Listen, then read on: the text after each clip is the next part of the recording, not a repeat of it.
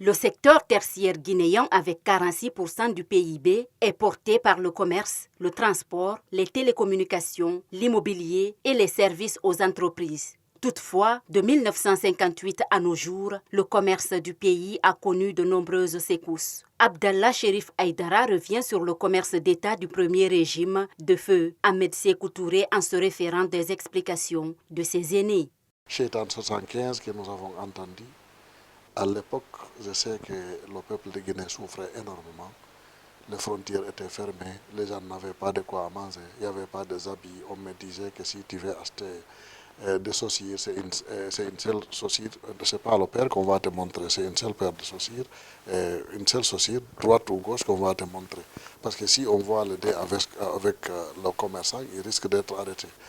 Donc la Guinée a vécu tout ça malheureusement. De 2007 à 2010, le secteur commercial guinéen se trouvait dans une situation appréciable car il y a eu libération du commerce, explique Mamadou Baldé, le président de la Chambre régionale de commerce, d'industrie et d'artisanat de Guinée. De 2007 jusqu'en 2010, les activités qui étaient déjà la suite du régime du président Lansana Conté, il y avait vraiment un enthousiasme, il y avait des évolutions. Il y avait vraiment une évolution. Il faut noter que la Guinée est dotée de personnes assez nanties dans le secteur économique. Du moins que si vous faites des statistiques dans les pays ouest-africains, vous trouverez que ce sont les Guinéens qui ont plus d'expérience dans le monde du business commercial. À l'époque, tous les pays frontaliers de la Guinée venaient s'approvisionner en Guinée.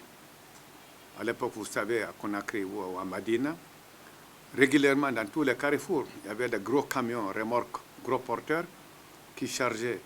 Il y avait toutes les gares routières ici. On est gare Banjul, gare Bamako, gare Libéria, gare Sierra Leone. Le commerce guinéen a connu des hauts et des bas, soutiennent ses acteurs commerciaux. Le président du groupe organisé des hommes d'affaires se rappelle encore de la monopolisation du commerce par certains privilégiés du troisième régime d'Alpha Condé. Ce monopole du commerce, c'est quelque chose qui est extrêmement grave. Nous n'avons pas manqué à attirer l'autorité de la transition, le colonel Doumbouya, président de la République, et toute son équipe. Parce que si vous protégez quelques personnes ont des monopoles au détriment de l'ensemble des opérateurs économiques, les commerçants, et même la population. Parce qu'eux, ils vont imposer leur prix. Et les autres n'ont pas de choix parce qu'ils ne peuvent pas amener. Ils sont obligés d'acheter avec ces personnes protégées. Et ces personnes protégées vont imposer leur prix. Et vont même faire des choix entre les opérateurs économiques. Donc, c'est ce qui est en train de faire souffrir la population sérieusement. Quelque part, l'État contribue, les responsables de l'État corrompus contribuent justement à étouffer les opérateurs économiques dans son ensemble, mais aussi à fatiguer la population et rendre la vie impossible à la population en protégeant seulement quelques bandits. Ce changement de situation entraîné par des haines politiques sont intervenus aux défaveurs des acteurs du commerce, dont les grands opérateurs économiques, a affirmé Mamadou Baldé. Ils étaient finalement classés au plus bas niveau, où ils avaient vraiment leur potentiel, opportunité était un peu scellée. Ils étaient un peu marginalisés. On les a vraiment donné des difficultés de fil à retordre, au profit aussi des expatriés qui étaient là, qui étaient installés, qui se disaient que c'est des gens qui étaient prêts à tout. Par contre, malheureusement, comme à travers la situation politique qui est passée durant les 10 années passées, il y a eu beaucoup de situations ou de règlements de comptes qui sont passés, où on a victimisé certains opérateurs économiques. Ça a causé un peu de méfaits négatifs au fonctionnement du commerce en Guinée. Le vandalisme entraîné par la haine politique et l'ethnocentrisme a causé la perte de biens commerciaux de plusieurs vendeurs dans différents marchés guinéens. Des victimes reviennent sur ces moments difficiles. Et que ce n'était pas quelque chose qui est fait au hasard. Ils ont venu ici le vendredi 1er mars 2013. Donc à 10h même. Bon, on peut dire que le pouvoir avec surtout... ils sont venus nous encadrer, soi-disant qu'est rentré, il n'y a plus de problème. On est rentré après, ils ont cassé, ils ont tout pris. Et c'est vrai, ce n'était pas au hasard qu'ils ont cassé les places. C'était un lieu visé cet an même. Mais le seul qui nous a accompagnés un peu, c'est les Gois. Puisque le gouvernement surtout, ils ont amené le gouverneur de la ville de nous faire recenser, nous les victimes. On s'est recensé, en tant que victime, on a recensé tout ce qu'on avait. Les Gois aussi est venu nous recenser avec un lycée de justice. Bon, en réalité, on nous avait programmé de nous dédommager. On est parti une fois, deux fois, troisième fois, on a dit on nous a autorisé de signer pour nous dédommager, mais depuis ça, rien n'est fait. Au temps d'Alpha Condé, chaque fois il y a des manifestations, chaque fois il y a des problèmes, tu ne peux pas travailler chaque jour.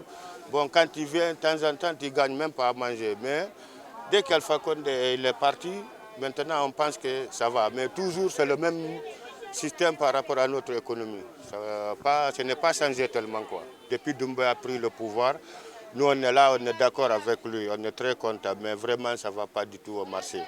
Ça ne va pas. Il n'a qu'à faire tout maintenant pour déclasser, c'est-à-dire pour arranger les gens, quoi. Pour une sortie de crise dans cette activité du secteur tertiaire, le président du GOA ainsi que celui de la Chambre régionale de commerce, d'industrie et d'artisanat proposent aux autorités, à l'occurrence du président Mamadi Doumbouya, c'est de pouvoir penser, il y a un rôle qu'il va jouer pour faciliter aussi le développement économique de la Guinée, tout en levant toutes les restrictions liées aux délivrances des agréments pour tout Guinéen qui voudrait mettre une industrie en place. Même les expatriés, toute personne qui pourra avoir possibilité ou relation de pouvoir introduire, mettre en place une industrie en Guinée, c'est de lever les structurations, faciliter, de réduire encore l'instruction, de gêner les gens et lever le monopole, libéraliser tous ceux qui veulent venir aujourd'hui investir, qu'ils facilitent l'implantation, l'obtention des agréments et qu'ils encore facilitent l'importation, l'exportation. Qu'ils peuvent aussi faciliter. Ils mettent maintenant, ils donnent un accord, le même accord favorable à tous les différents importateurs en Guinée pour qu'ils bénéficient tous les mêmes faveurs, qu'il n'y ait pas de différentes faveurs entre les différents opérateurs guinéens, qu'ils accordent aussi les mêmes faveurs à toutes les industries qui importent les matières premières en Guinée pour faire fonctionner leurs usines, pour que tous bénéficient les mêmes faveurs. Si cela est fait, c'est qu'il y a une transparence de fonctionnement au niveau du secteur économique. Le commerce, en tant que tel, l'argent a peur du bruit. Dès qu'il y a des mouvements, l'argent fuit. Dès qu'il y a des mouvements, ceux qui ont de l'argent vont chercher à casser leur argent.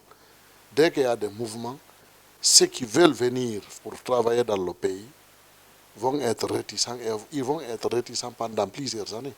Avec l'avènement du CNRD au pouvoir, à sa tête le colonel Mamadi Doumbouya, les acteurs du commerce disent avoir beaucoup d'espoir. Par ailleurs, ces opérateurs économiques affirment attendre du président de la transition beaucoup d'amélioration du climat, des affaires, de la transparence des lois, des règlements et des procédures qui encadrent le commerce.